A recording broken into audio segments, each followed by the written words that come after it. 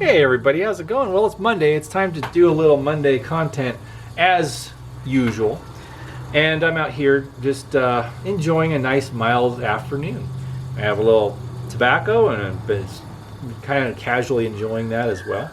Um, what I'm enjoying though is this. I don't smoke this often.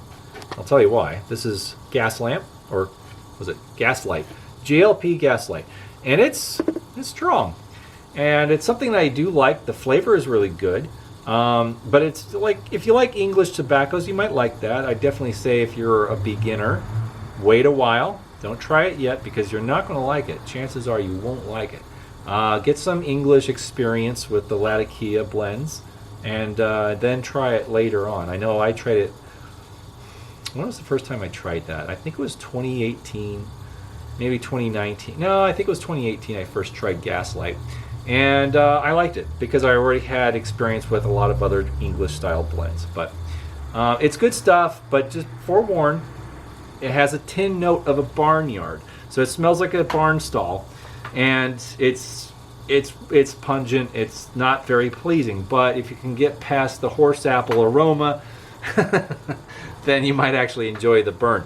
Definitely cut off a hunk, throw it in the oven for maybe 5 minutes. Let it kind of air out, or just let it do it naturally by, the open air. Give it 10, 15 minutes.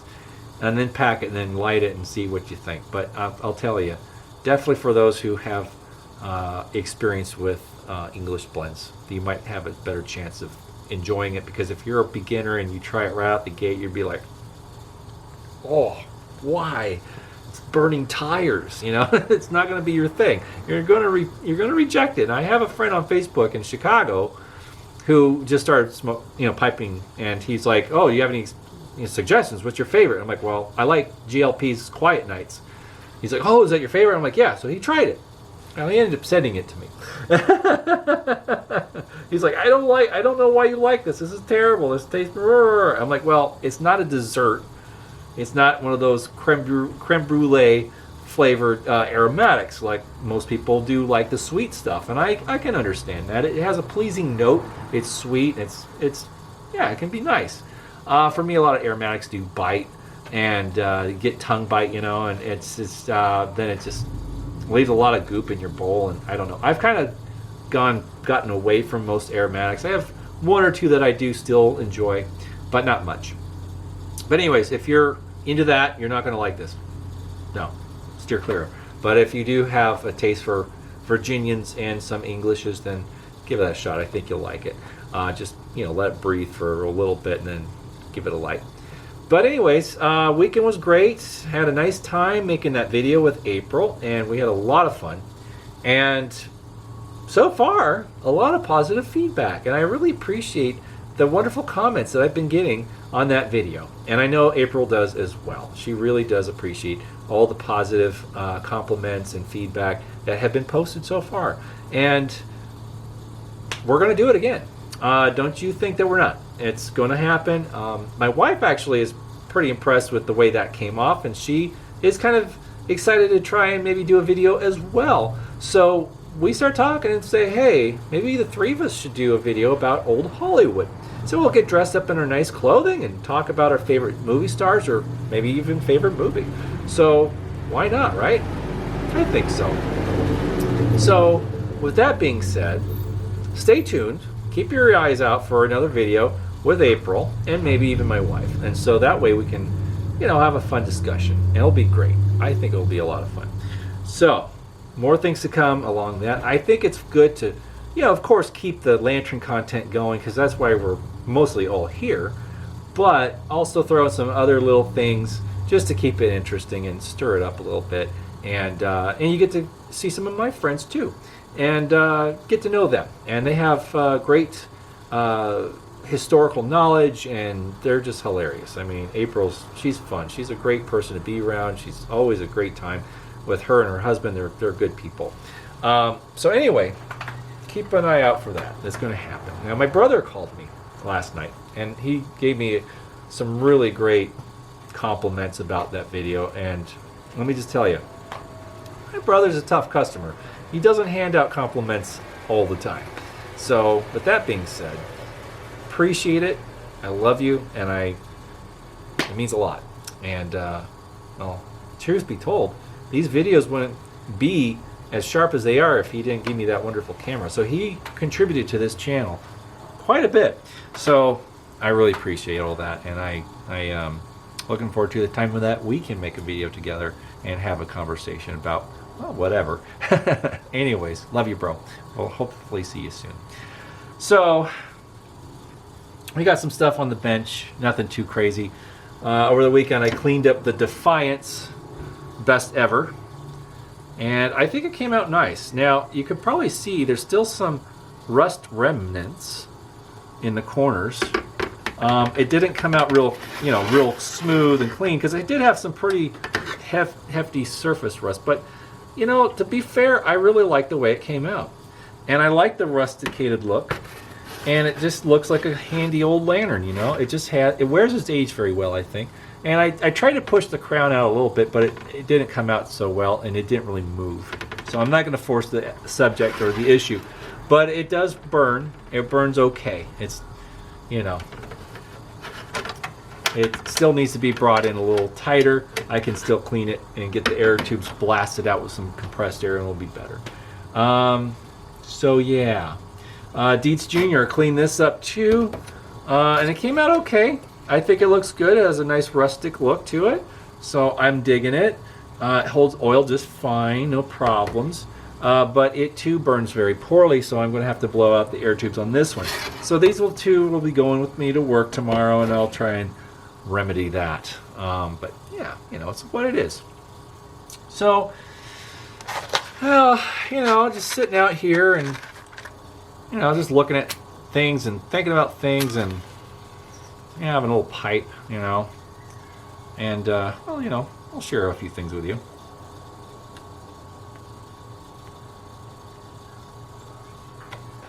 A lot of people ask me, what is it about the past that you really get off on? What draws you to specific eras? Well, I really don't have a direct answer or a firm answer. It's quite a pointed question, and I wish I had a very easy answer, but I don't. I've liked antiques and the old days, if you will, for a very long time. Ever since I was a child, I was always fascinated with stories that were being told by my grandparents or my aunts and uncles and stuff like that. And I'd always look at them and not just see old people, but I saw maturity and experience, and I was mystified by their lives, and they were kind of tightly mouthed about some of it. My grandfather on my dad's side, he would tell me some stories about World War II, and I'm glad he did, because they were great stories. I wish I got more, but they were already in their 60s, 70s, when I was in my late tweens and stuff like that. But it's like, that's a lot of time before I came along, and I always wondered, more about their lives. But I guess, the more I learned about that era, the more I was fascinated about it, and the style of, lifestyle, the styles and the music and the other media of that era, it really sucked me in. There's definitely a quality to the goods produced in that era and back in 1900 through the 50s, 60s, and there's just an honest quality about it. It's very, a lot of things were made by hand or assembled by hand, and the engineering of that era it's amazing, because they didn't have computer technology to run things in and have it compute out with all this stuff. It was all hand drafted, and actual, just real people just creating these products and these machines and everything. And it just boggles my mind that we were capable of that without the aid of technology. Technology is great. I'm not running it down, because that's the means that we're here doing this video. But I think it's enabled us. I think it's made us lazy, and I'm sad for that, because there's people that don't even know how to drive a standard shift car now. And that's common. It's hard to find somebody that knows how to drive a manual transmission. And I'm one of those people that do know how to drive a manual because, of course, I have the Dodge. And I actually learned to drive manual to drive a car like that. So that was definitely the motivation for me. But I've driven other cars, that friends have. The earliest car I drove, I think, was a 1929 Chevrolet. That was quite the contrast to the 40 Dodge that I have. The 40 Dodge is like a new car compared to the 29 Chevrolet. It's like driving a truck with a very stubborn stick shift. It really is. It's not that easy.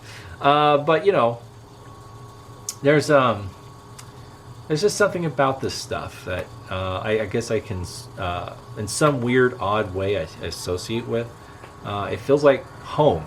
And I feel at home around this stuff. And, somebody says, oh, well, maybe you lived a life in an earlier period. Maybe you're reincarnated and that was your previous life, was in the 20s and 30s. And who's to say? I'm a skeptic, but sometimes some things kind of make sense, and it's hard not to, because it's like, well, how else do you explain these things? How else do you explain my passion, interest in history? Well, I don't know. I'll tell you, there's moments I'll hear a song from the 30s or 40s, and it's the right time of day, and I hear it, and it just like, that kind of speaks to me, I get a little emotional because I don't even know why. It's there's almost a tangible thing between that era and my interests, and I can't really explain it, but I guess maybe I'm not supposed to explain it. Maybe I'm supposed to just embrace it, and I have. I'm lucky to be married to somebody that also shares those interests, and I'm really grateful that I found somebody that can embrace that with me. And I have a lot of friends that do as well, and the Lantern community, I have to tell you guys, it's really nice to have that friendship network of like-minded folks who like tubular lanterns. And let me just say, you guys are awesome. And I converse with a good number of my subscribers on Facebook and whatnot, and they've reached out to me, and I am really grateful to know them. And we have great conversations, and we're always swapping cool stories and sharing new purchases and restoration projects. It's great fun. The Lantern community they're quality people. They really are. So I'm grateful for that. But history it resonates with me very, very strongly, and I don't know why. Maybe someday I'll find out, and I hope to be able to share that when I do. But who knows? Stuff has history. It comes with a story, and we don't know the story because inanimate objects can't talk, obviously. But some days when I'm driving that 40 Dodge down a certain road and a certain song's playing, and it's the right time of day, you're almost there. It's time travel. As I've talked with April, it's time travel. There's points where you're listening to the right kind of thing in the right setting, and it comes back to life. We're keeping history alive. Keeping a 1940 Dodge roadworthy is keeping history alive. When that thing rolls by, people wave, people smile. People like seeing something that's different than a regular, Kia or Ford or Chevy. And, people recognize that it's different and it's from another era, and most people appreciate that.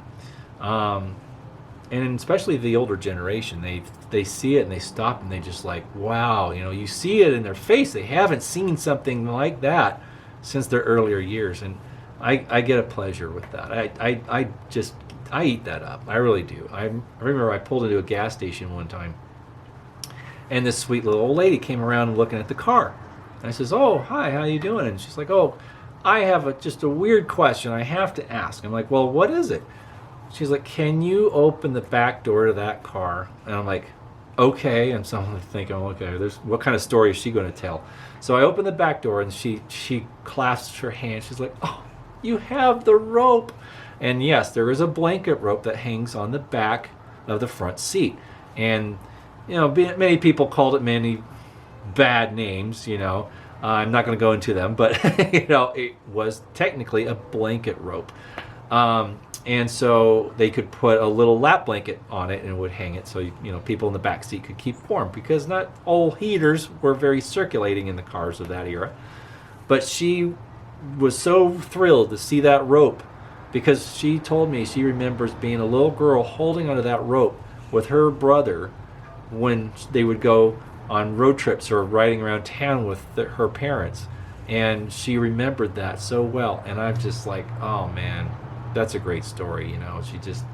She thanked me and told me how her family drove out from like New York to California in the early 50s or late 40s, and I've heard several other stories very similar to that. And these cars definitely jog a lot of memories for that generation, and I love hearing that stuff. And it helps me stay motivated to keep the car on the road, besides just my own interests.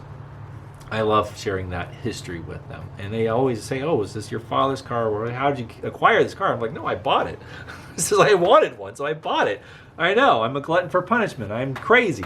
But yeah, it's very rewarding in that sense. And when you're behind a wheel of a car like that, and you're looking over that long hood and seeing a hood ornament and seeing the sky reflected in the hood of that car, it's a different experience. You're not driving just to get from A to B. You're time traveling. You really are. And it's just crazy, because I can talk to people of that generation and be able to relate with them and have no actual connections to it, and they actually really appreciate that, so they can talk to me about that, about their generation, and I can nod and say, yeah, I agree with you. I know that music, I know that song, I've driven the cars, I know what you're talking about, and I can relate to them without having been there. It's funny, my grandmother, she's still kicking, she's 92, and she once told me that I know more about that era than she does, and she lived it. I was like, Grandma, you're funny. But yeah, I love the history of my family, I love the stories I've heard, and I miss a lot of them that have passed on now. My grandparents on my dad's side, they've been gone since the 1990s, and my great grandmother on my mother's side, she passed away in the mid 1990s, and great people. I miss their stories a lot, and I have their pictures up.